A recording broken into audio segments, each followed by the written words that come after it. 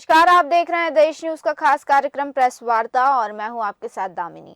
आज प्रेस वार्ता में हम बात करेंगे अलग अलग राज्यों की कि अलग अलग राज्यों में क्या कुछ खास चल रहा है, कौन सी खबरें सुर्खियों में है, टीवी चैनल्स ने क्या दिखाया है, अखबारों की टॉप हेडलाइंस क्या है और सोशल मीडिया पर क्या ट्रेंड कर रहा है। तो हम अलग अलग राज्यों की तमाम बातें करेंगे और तमाम अपडेट्स आपको बताएंगे। और इसी कड़ी में हमारे साथ जुड़ चुके हैं हिमाचल प्रदेश से मनीष यादव, वहीं हमारे साथ खुशबू ठाकरे जुड़ चुकी है छत्तीसगढ़ से, और हमारे साथ अर्चना डींगरा जुड़ चुकी है उत्तराखंड से, साथ ही साथ ज्ञानेश वर्मा हमारे साथ जुड़ चुके हैं उत्तर प्रदेश से। हम इन चारों से बात करेंगे और चारों ही राज्यों की तमाम अपडेट्स लेंगे। तो सबसे पहले अर्चना जी, मैं आपके पास आना चाहूंगी और आपसे जानना चाहूंगी कि उत्तराखंड की क्या बड़ी अपडेट्स और क्या बड़ी खबरें हैं। जी, मैं आपको बताना चाहूंगी उत्तराखंड की बहुत सारी खबरें अपडेट में हैं। पहले तो सभी को बताना चाहूंगी कि आज महामहिम उपराष्ट्रपति हमारे यहाँ हरिद्वार में पधार रहे हैं जी हरिद्वार भ्रमण के लिए। और इसके साथ साथ ही जो मुख्यमंत्री धामी जी हैं वो भी यहाँ पे शिरकत करेंगे, राज्यपाल वगैरह भी शिरकत करेंगे और बड़े बड़े महामंडलेश्वर वगैरह भी शिरकत करेंगे। जी जी। दामिनी जी। और अर्चना जी, इसके अलावा और तमाम अपडेट्स उत्तराखंड की। जी, जैसा कि कल के बैठक में बताया गया, सुंदर शहरों के रूप में निखरेगा उत्तराखंड। हम्म। 11 शहरों के लिए पर्वतीय रेलवे स्टेशन तैयार किए जा रहे हैं, जहां पर लोगों को बाहर से आए हुए यात्रियों को असुविधा होती थी, बसों द्वारा जाया जाता था। अब वो ट्रेन से जा सकते हैं। 11 स्टेशन बनाए जा रहे हैं। साथ साथ ऋषिकेश कर्णप्रयाग रेल लाइन का भी कार्य बहुत जोरों से चल रहा है। जो अंदर से अंदर बनाए जा रहे थे वो भी चल रहे हैं। 11 रेलवे स्टेशनों के स्थलों को इन्होंने निकट क्षेत्र को भी सुंदर बनाने का निर्णय लिया है। जी जी। धामनी जी। जी, वही मैं खुशबू ठाकरे के पास आना चाहूंगी, छत्तीसगढ़ का रुख करना चाहूंगी। खुशबू जी, आपसे जानना चाहूंगी कि छत्तीसगढ़ की तमाम बड़ी अपडेट्स और कौन सी चीजें सुर्खियों में है। जी, अगर बात करें तो शपथ ग्रहण कल हुआ है। मंत्रिमंडल का गठन हो गया है कल, और कल 9 मंत्रियों ने शपथ लिया। जी पहली बार ऐसा देखने को मिला कि 9 मंत्रियों ने जो है यहाँ पर शपथ लिया, और अनुभव के साथ युवा चेहरों को भी जो है यहाँ पर तवज्जो दिया गया है। अगर बात करें तो जब सबसे उम्रदराज जो लोग हैं इसमें बृजमोहन अग्रवाल जो है सबसे अनुभवी व्यक्ति हैं, जिन्होंने डॉक्टर रमन सरकार के जब 15 साल थे उसमें मंत्री वो रहे। उसके अलावा उन्होंने 8 साल तक जो है विधानसभा में अपना जो है जीत हासिल की थी, उसको लेकर उन्हें एक मंत्री पद दिया गया। इसके अलावा बात करें तो दयाल दास जो कि पूर्व में भी मंत्री रहे, वो भी उम्रदराज हैं। उन्होंने भी जो है पहले जो है अगर बात करें अनुभवी, काफी अनुभवी नेता कहलाते हैं। जी इसके अलावा रामविचार नेताम हैं जो कि काफी अनुभवी और वरिष्ठ नेता कहलाते हैं, उनको जो है यहाँ पद दिया गया। ओपी चौधरी जो है यहाँ पर एक युवा नेता के रूप में जो है उभर के सामने आए हैं, उन्हें जो है यहाँ पर मंत्री पद दिया गया। इसके अलावा लखनलाल देवांगन जो है उन्हें पद दिया गया, लखनलाल बघेल को पद दिया गया है, श्याम बिहारी जायसवाल को पद दिया गया है, केदार कश्यप दोबारा जो है मंत्री बने हैं। इसके अलावा टंकराम वर्मा बने हैं, हम्म। और लक्ष्मी राजवाड़े जो कि काफी यंग कहलाती है, महिला बाल विकास उन्हें कहा जा रहा है कि दिया जाएगा, और काफी यंग जो है वो अनुभवी मतलब यंग चेहरा है। पहली बार वो विधानसभा जीती है और उन्हें जो है मंत्री पद यहाँ पर दिया गया है। तो कहीं ना कहीं जो है जिस तरीके से जो मंत्रिमंडल का समीकरण रहा है उसमें कहीं ना कहीं यंग चेहरों को जो है शामिल यहाँ पर किया गया है। कैबिनेट में 8 नए और 4 पुराने चेहरे भी देखने को मिले हैं, जिसमें कैबिनेट में आचरण की बात करें तो इसमें सीएम साय और डिप्टी सीएम अरुण साव और विजय शर्मा, साथ ओपी चौधरी, लखनलाल देवांगन, श्याम बिहारी जायसवाल, लक्ष्मी राजवाड़े और टंकराम वर्मा शामिल है। वहीं 4 अनुभवी पुराने चेहरे की बात करें तो बृजमोहन, रामविचार नेताम, केदार कश्यप, दयालदास भी शामिल किए गए। तो कहीं ना कहीं नए और 2 पुराने चेहरों को जो है यहाँ समावेश किया गया है।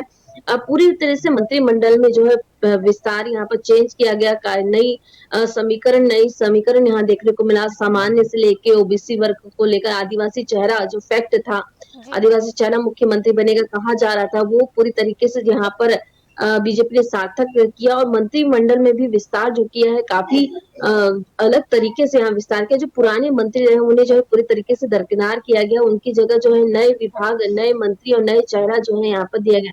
सिर्फ 4 ऐसे मंत्री थे जिन्हें जो है तवज्जो दी गई, जिसमें बृजमोहन अग्रवाल तो जो काफी वरिष्ठ कहलाते हैं, हम्म। और उनकी अगर बात करें तो 8 साल से ज्यादा जो है मतलब 8 बार जो है वो विधायक रहे हैं। और कहीं न कहीं उनका दबदबा भी रहा है पार्टी में, तो उसको देखते हुए उन्हें जो है सबसे बड़ी उन्हें फिर से मंत्रिमंडल में शामिल किया गया, उनका अनुभव भी जो है वो साझा होगा। वहीं अगर बात करें तो जिस तरीके से देखने को मिला मंत्रिमंडल का जब तक गठन नहीं हुआ था, तो लगातार विपक्ष जो है हमलावर होता रहा। उसके बाद जो है आज जब मंत्रिमंडल का गठन हुआ तो पूर्व मुख्यमंत्री पूर्व मुख्यमंत्री भूपेश बघेल का भी बयान सामने आया। उन्होंने कहा कि अच्छा चयन है, नए लोगों का चेहरा यहाँ पे देखने को मिलेगा। अब देखना है कि जो आगे छत्तीसगढ़ की जनता है, वो इन्हें कितना स्वीकार कर पाती है। तो कहीं न कहीं जो है लगातार कानून व्यवस्था पे सुधार होगा, ये कहा जा रहा है। कई नियम बदले गए हैं, कई कानून यहाँ पर बदले जाएँगे।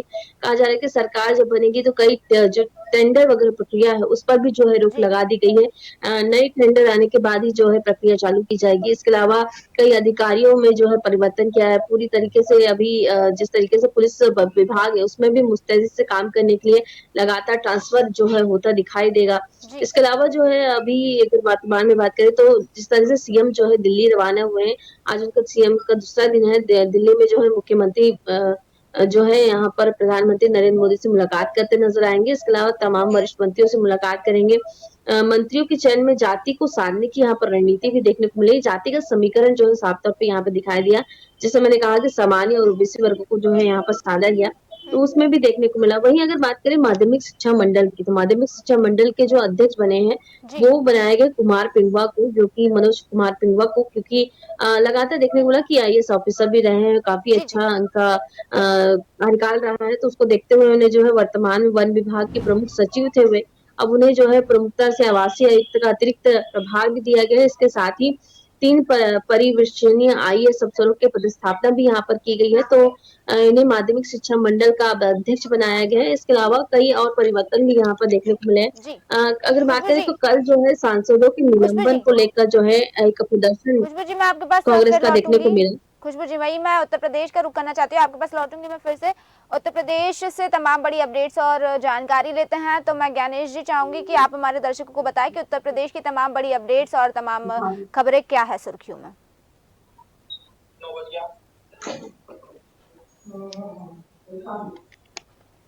जो है वो दौरा है मुरादाबाद का, और आज वो मुरादाबाद पहुंचेंगे। लगभग राजधानी लखनऊ से 11:20 पर निकलेंगे और लगभग वो 12:30 बजे मुंडा पांडे हवाई पांडे पट्टी पर पहुंचेंगे। वहां पहुंचने के बाद में जो चौधरी चरण सिंह की प्रतिमा है, 51 फीट की प्रतिमा है, उसका माल्यार्पण करेंगे।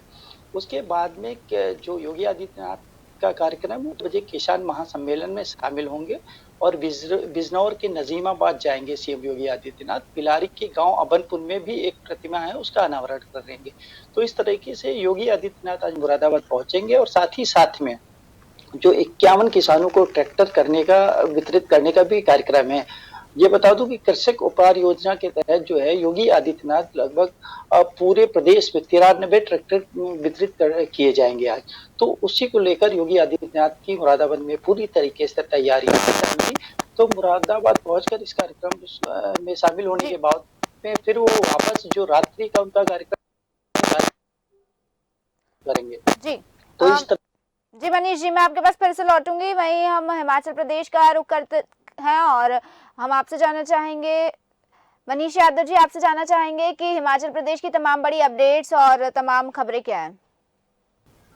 बिल्कुल दामिनी, सबसे पहले मैं मौसम विभाग की अगर बात करूं तो हिमाचल प्रदेश में जिस तरीके से इस बार व्हाइट के आसार बनते नजर आ रहे हैं, मौसम विभाग जो है 23 से 24 दिसंबर एक ताजा पश्चिमी विक्षोभ जो सूबे में दस्तक है। कहीं ना कहीं इस वजह से सरकार है वो अलर्ट है और इससे पहाड़ पर जोरदार बर्फबारी देखी जा सकती है। मौसम विभाग के इस पूर्वानुमान से पर्यटन और जो भी लोग हैं जो लगातार कारोबारी है उसमें भी उत्साह देखा जा रहा है।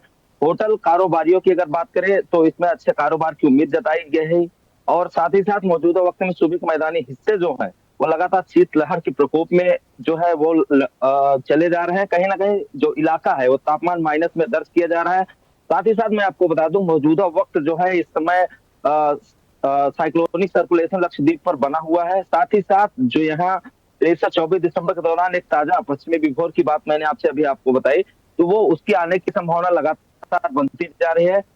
और यहाँ से इसमें जम्मू कश्मीर, हिमाचल, उत्तराखंड जो भी बगल के स्टेट्स है उसमें भी जो है इस राज्यों में 2 दिन तक मौसम खराब होने की चेतावनी जो है मौसम विभाग ने साफ तौर पर जाहिर की है। जी जी, इसके अलावा मनीष जी, मौसम की बात से अगर हटकर बात करें तो और क्या तमाम बड़ी अपडेट्स है हिमाचल प्रदेश की? बिल्कुल दामिनी, अगर हिमाचल प्रदेश विधानसभा के धर्मशाला के तपोवन में चल रहे शीतकालीन सत्र के दूसरे दिन बुधवार को विपक्षी भाजपा दल द्वारा जो साफ तौर पे कांग्रेस पर जो है निशाना साधा गया और साफ तौर उनके तेवर, जो भाजपाइयों के तेवर है, वो साफ तौर पर दिखे। सदन में कार्रवाई शुरू होने से पहले ही भाजपा विधायक कांग्रेस सरकार पर जमकर निशाना साधे, साथ ही साथ गोबर खरीदने की गारंटी को लेकर हमलावर हुए। इसमें एक चीज में ये भी देखा जा रहा है, जिस तरीके से कांग्रेस सरकार बनने से पहले कांग्रेस ने ये दावा किया था कि जो किसान है उनका 2 रुपए किलो वो जो गोदा जाएगा, तो इसको लेकर बीजेपी के जो भी कार्यकर्ता है, वो नेता प्रतिपक्ष है, वो लगातार कार्यवाही में, सदन की कार्यवाही में छांटे नजर आए। इसमें एक चीज और देखा गया है, सुक्खू सरकार के खिलाफ जमकर जो है नारेबाजी लगातार तो की ही जा रही है, साथ ही साथ एक अनोखे प्रदर्शन के जरिए भाजपा विधायकों ने सरकार को घेरने का काम किया, साथ ही साथ 2 रुपए किलो गोबर खरीदने की गारंटी को जो है कांग्रेस को याद दिलाया। अब देखने वाली बात यही है कि जिस तरीके से सदन में जो शीतकालीन सत्र चल रहा है, वहां पे जो कार्रवाई हो रही है, नेता प्रतिपक्ष जो निशाना साध रहा है, साथ ही साथ इसमें उन्होंने आरोप ये भी लगाया कांग्रेस सरकार पर कि सत्ता से आने से पहले लोगों को गुमराह किया और झूठे जो है वादा किया और जमानत जो गारंटियां जनता की, उस पे ये लोग एक भी अपना काम पूरा नहीं किया। साथ ही साथ ये जो भाजपाई हैं लगातार कांग्रेस सरकार पर निशाना साध रहे हैं। कहीं ना कहीं इसमें बहुत बड़े बड़े तमाम जो सवाल, आरोप प्रत्यारोप लग रहे हैं, ये अपने आप में एक बहुत बड़ा सवाल है। जी जी, अर्चना जी, आपके पास आना चाहूंगी, आपसे जानना चाहूंगी कि उत्तराखंड के मौसम का हाल किस तरह से है और साथ ही साथ मौसम को लेकर मौसम विभाग के द्वारा और प्रशासन द्वारा किस तरह से तैयारियां की जा रही है? जी दामिनी जी, आपको बताना चाहूंगी कि मौसम विभाग अभी ऊपरी क्षेत्र में कहीं ना कहीं बर्फबारी पड़ रही है, जैसे बद्रीनाथ, केदारनाथ और पौड़ी ऊपर बहुत ज्यादा बर्फबारी हो रही है। नीचे तली स्थान पे ठिठुरन हो गई है और धूप में भी लोगों को ठंड महसूस हो रहा है। यहाँ देखा जाए तो कल मौसम बिगड़ा हुआ शाम को नजर आ रहा था, ऐसा लग रहा था कि अलर्ट तो था कि हाँ यहाँ बारिश होगी, लेकिन बारिश ऐसा हुआ नहीं। और आपको बताना चाहूंगी साथ ही साथ कि ऊपरी इलाकों से लोग नीचे की तरफ पलायन कर रहे हैं, क्योंकि ऊपर बर्फ की वजह से लोगों के काम वगैरह बंद हो जाते हैं। नीचे आते आते फिर उनको और ठिठुरन सी महसूस होने लगती है। जी दामिनी जी, और साथ साथ आपको ये भी बताना चाहूंगी कि कहीं ना कहीं 3 दिन का हाई अलर्ट भी किया गया है कि बारिश होने की संभावना है। जी दामिनी जी। जी, तो अर्चना जी, इसके अलावा अगर बात करें उत्तराखंड की, तो उत्तराखंड में प्रशासन किस तरह से सक्रिय है? साथ ही साथ अगर स्वास्थ्य विभाग की बात करें या फिर स्वास्थ्य से जुड़ी या फिर शिक्षा से जुड़ी खबरों की बात करें, तो उनको लेके कोई बड़ी खबर है जो सामने आ रही है? जी दामिनी जी, शिक्षा विभाग से जुड़ी हुई खबरें तो यही बताना चाहूंगी कि ठंड को देखते हुए शिक्षा विभाग ने अभी निर्णय लिया है कि स्कूलों को बंद कर दिया जाए। जैसा कि ये भी बताना चाहूंगी आपको कि 25 तारीख के बाद जब यहाँ पे ऊपर से लेके मसूरी साइड में जब बर्फ गिरने लगती है, तो यहाँ के स्कूल और कॉलेजेस बंद कर दिए जाते हैं। ऐसा आया है संज्ञान में कि 25 तारीख के बाद अब 30 तारीख को यहाँ स्कूल और कॉलेजेस बंद कर दिए जाएंगे। जी दामिनी जी। और स्वास्थ्य विभाग का लेके रहा, स्वास्थ्य विभाग में मौसम बदलते ही लोगों को सर्दी बढ़ते ही यहाँ पे लोगों को नजला, जुकाम, खांसी की जैसी संभावना आ जाती हैं। देखा जा रहा है साथ साथ बच्चों में ये ज्यादा अकड़न आ रही है कि सर्दी हो रही है। जी।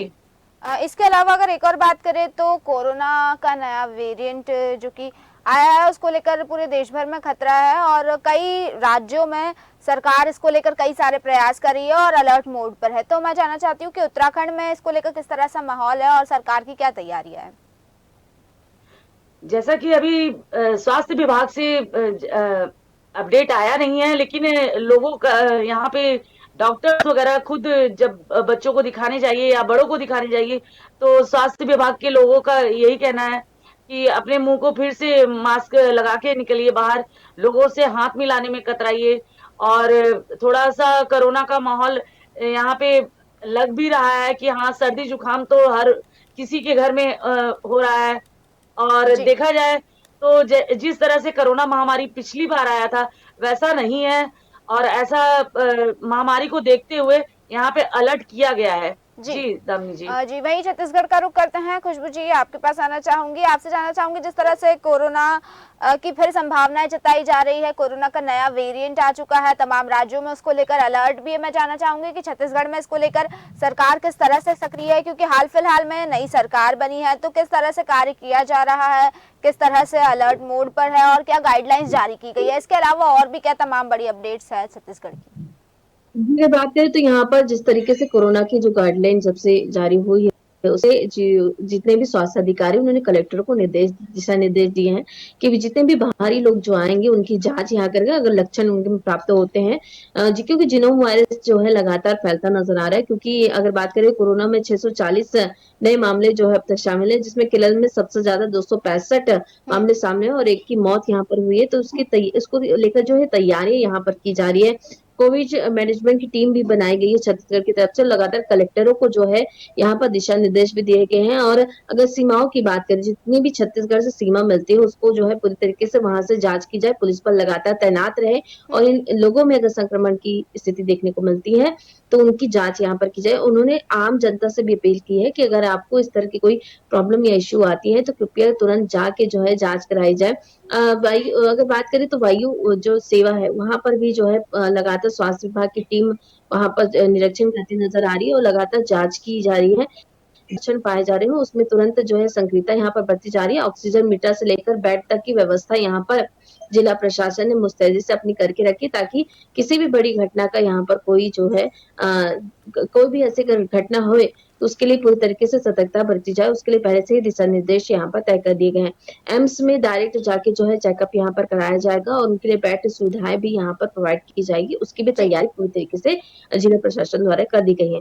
वहीं अगर बात करें तो जिस तरीके से देखने को मिला कि जो घोषणा पत्र समिति के जो है संयोजक यहाँ पर टीएस सिंहदेव को बनाया गया है, तो कांग्रेस ने आगामी लोकसभा चुनाव को देखते हुए घोषणा पत्र समिति के गठन कर लिया है, जिसमें अध्यक्ष नेता पी चिदम्बरम जो है यहाँ पर रहेंगे। वरिष्ठ नेता पी चिदम्बरम रहेंगे, अध्यक्षता उनकी होगी। वहीं पर छत्तीसगढ़ के पूर्व डिप्टी सीएम जो है यहाँ पर टीएस सिंहदेव 16 जो है संसदीय समिति के संयोजक रहेंगे। इसके अलावा समिति में चिदम्बरम, सिंहदेव अलावा कर्नाटक के सीएम सिद्धू मरैया, प्रियंका गांधी वाड्रा और खैरनगम गौराई गोगोई जैसे तमाम नेता रहेंगे। लेकिन जो अगर बात करें तो सिंहदेव को जो है यहाँ पर एक वरिष्ठ जिम्मेदारी जो है पार्टी द्वारा यहाँ पर सौंपी गई है। वहीं अगर बात करें तो यहाँ पर जिस तरीके से सांसदों का जब निलंबन हुआ उसको लेकर कांग्रेस का एक बड़ा प्रदर्शन यहाँ पर देखने को मिला। राजधानी रायपुर में समेत तमाम छत्तीसगढ़ के स्थलों पर जो है प्रदर्शन यहाँ पर देखने को मिला और कांग्रेस ने जो है एक बड़ा प्रदर्शन किया केंद्र सरकार के खिलाफ लगातार, क्योंकि यहाँ पर से भी जो है 2 सांसद यहाँ से आते हैं छत्तीसगढ़ से।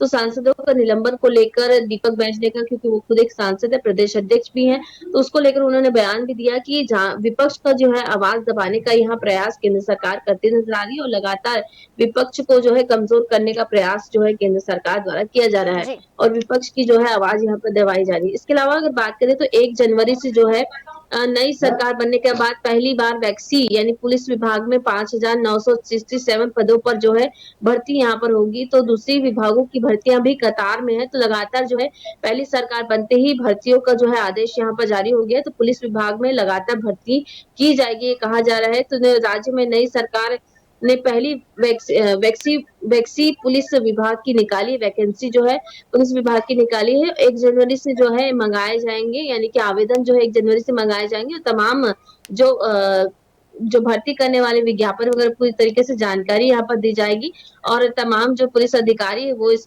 पदों पर जो है नियुक्त होते नजर आएंगे। तो यहाँ पर भर्ती प्रक्रिया जो है शुरू हो चुकी है।